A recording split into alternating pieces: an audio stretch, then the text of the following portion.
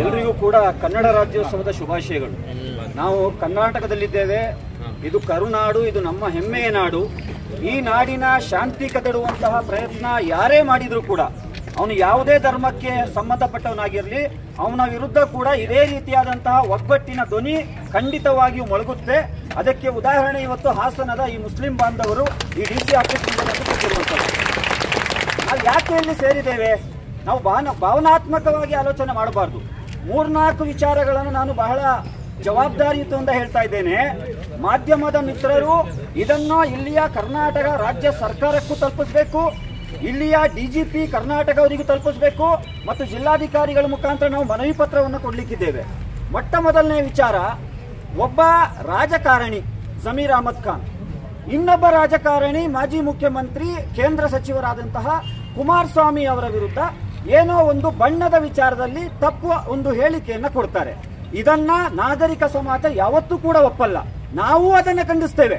ಯಾವ ಒಂದು ವ್ಯಕ್ತಿಯನ್ನ ಅವನ ಧರ್ಮದ ಆಧಾರದಲ್ಲಾಗಿರಲಿ, ವರ್ಣದ ಆಧಾರದಲ್ಲಾಗಿರಲಿ, ವರ್ಗದ ಆಧಾರದಲ್ಲಾಗಿರಲಿ, ಜಾತಿ ಆಧಾರದಲ್ಲಾಗಿರಲಿ, ಅವನನ್ನ ಟೀಕಿಸುವಂತಕ್ಕೆ ನಮ್ಮ ಸಂವಿಧಾನದಲ್ಲಿ ಅವಕಾಶನೇ ಇಲ್ಲ. ಇದು ನಾವು ಕೂಡ ಖಂಡಿಸ್ತೇವೆ. ಮೊದಲನೇ ವಿಚಾರ.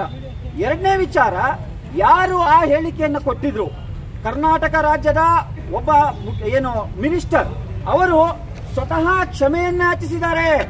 ನಾನು ನೀವು ಕ್ಷಮೆ ಯಾಚಿಸುವಂತ ಅವಶ್ಯಕತೆ ಇಲ್ಲ, ಅವರೇ ಕ್ಷಮೆಯನ್ನ ಯಾಚಿಸಿದ್ದಾರೆ. ಅಲ್ಲಿಗೆ ಪ್ರಕರಣ ಸುಖಾಂತ್ಯ ಆಯಿತು. ಇನ್ನು ಎರಡನೇ ವಿಚಾರ, ಒಂದು ವೇಳೆ ಈ ಪಿಂಪ್ ಒಬ್ಬ 10 ನಟೋರಿಯಸ್ ಕೇಸ್ಗಳಲ್ಲಿ ಬಂಧನಕ್ಕೊಳಗಾಗಿ ಇದ್ರೀಸ್ ಪಾಷಾ ಎಂಬುವಂತಹ ಒಬ್ಬ ಯುವಕನ ಕೊಲೆಯಲ್ಲಿ ನೇರ ಭಾಗಿದಾರನಾಗಿದ್ದಂತಹ ಅವನ ಪೊಲೀಸರು 10 ಬಾರಿ ಬಂಧನ ಮಾಡಿದ್ದಾರೆ. 10 ಬಾರಿ ಕೂಡ ಜಾಮೀನಿನ ಮೇಲೆ ಹೊರಗಡೆ ಇರುವಂತಹ ಒಬ್ಬ ಪುಡಿ ರೌಡಿ, ಅವನ ಬಗ್ಗೆ ಮಾತಾಡ್ಲಿಕ್ಕೆ ಅವನು ಏನು ದೊಡ್ಡ ಗನಾಂಧಾರಿ ಕೆಲಸ ಮಾಡಲಿಲ್ಲ. ಅವನು ಯಾವ ಲಾಯಕ್ಕೂ ಕೂಡ ಇಲ್ಲ. ನಮ್ಮ ಬಾಯಿಯಲ್ಲಿ ಅವನ ಮಾತೇ ಬರಬಾರ್ದು. ಆದ್ರೆ ಅವನೊಂದು ಸೋಷಿಯಲ್ ಮೀಡಿಯಾದಲ್ಲಿ ಎತ್ತಿರುವಂತ ಪ್ರಶ್ನೆ ಏನಿದೆ, ಅದು ಕರ್ನಾಟಕದ ಲಕ್ಷಾಂತರ ಜನರ ಮೊಬೈಲಿಗೆ ಸರ್ಕ್ಯುಲೇಟ್ ಆಗಿದೆ. ಅದಕ್ಕೆ ಈ ಹಾಸನದ DC ಆಫೀಸ್ ಮುಂಭಾಗದಿಂದ ಅವನು ಎತ್ತಿರುವಂತ ಪ್ರಶ್ನೆಗೆ ಅವನಿಗೆ ಉತ್ತರ ಅಲ್ಲ, ಇದು ತಿಳ್ಕೊಳ್ಬೇಕು. ಅವನು ಯಾರು ಉತ್ತರ ಕೊಡ್ಲಿಕ್ಕೆ? ಅವನೊಬ್ಬ ಪಿಂಪು, ಪುಡಿ ರೌಡಿ, ಅವನು ಒಬ್ಬ ರೌಡಿ ಶೀಟರ್. ಅವನಿಗೆ ಉತ್ತರ ಕೊಡ್ಲಿಕ್ಕೆ ಅವನು ದೊಡ್ಡ ಘನಾಂಧಾರಿ ಕೆಲಸ ಮಾಡಲಿಲ್ಲ. ಆದ್ರೆ ಏನು ಲಕ್ಷಾಂತರ ಜನರಿಗೆ ಅವನ ವಿಡಿಯೋ ಸರ್ಕ್ಯುಲೇಟ್ ಆಗಿದೆ. ಅವರಿಗೆ ಕೆಲವೊಂದು ಸತ್ಯ ವಿಚಾರಗಳನ್ನ ತಿಳಿಸ್ಲಿಕ್ಕೆ ನಾವು ಇಲ್ಲಿ ಸೇರಿದ್ದೇವೆ.